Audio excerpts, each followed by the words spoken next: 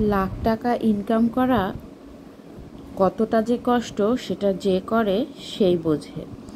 আমাদের পেজগুলোর মধ্যে যে বড় বড় পেজগুলো আছে, শান্ত তুলি ব্লগ, তারপরে হচ্ছে তুলির ননদিনীর সংসার, ফারহানা বিথি, তো বেশ কয়েকটি নাম বলে ফেললাম। তো এই পেজগুলোতে ওনারা যে পরিমাণ খাটনি খেটেছে আর যে পরিমাণ কষ্ট করেছে, সে কারণে ওনারা দাঁড়াই গেছে। আর এখানে একটা বড় কথা, ছোট পেজ ক্রিয়েট করা খুবই কষ্টকর।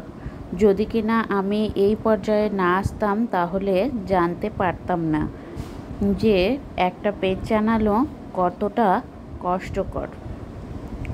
তো বন্ধুরা, যারা এরকমটা ভাবতেছো যে পেজ খুলে বসে থাকলেই লাখ টাকা ইনকাম করব, এটা কিন্তু একদমই ভুল। তো কন্টেন্টের বিষয়টা আজকে বলবো যে একটা কন্টেন্ট হতে হবে আলাদা রকমের।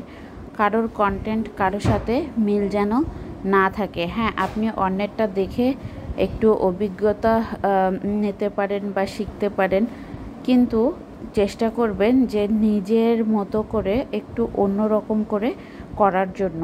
একই রকম আমি যে রান্নাটা করতেছি, ঠিক এই রান্নাটা দেখে দেখে আপনি যে সেমটাই করবেন, তাহলে কিন্তু আপনাদের ভিউ হবে না।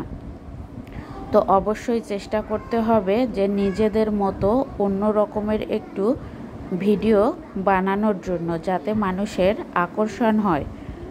যেহেতু আমারও নতুন পেজ, তো সেক্ষেত্রে আমারও কিন্তু এরকমটা হচ্ছে না। তো তোমরা চেষ্টা করো, অবশ্যই পারবা। আমি পারবো কিনা জানি না, তবে মনের মধ্যে আত্মবিশ্বাস রেখেছি যে আমার এই পেজটা থেকে আমি আর্নিং করব। তো একদিন না একদিন আর্নিং করবই। তো এই প্রচেষ্টায় কাজ চালিয়ে যাচ্ছি। তো তুলির ননদিনী সংসার আপুকে আমি একটা মেসেজ করছিলাম একদিন। তো ওই পেজ থেকে শিখা আপু বলেছে যে আপনি আপনার কাজ চালিয়ে যান, তো বাদবাকিটা আল্লাহর ইচ্ছা। একদিন না একদিন সফল হবেন। ফেসবুক কিন্তু কাউকে কখনো নিরাশ করবে না। তো একদিন না একদিন আপনি সফল হবেন।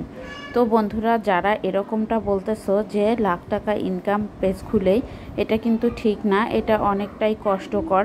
তো অবশ্যই পরিশ্রম করতে হবে বেশি পরিমাণে। তো পরিশ্রমেই সফলতা বাড়বে।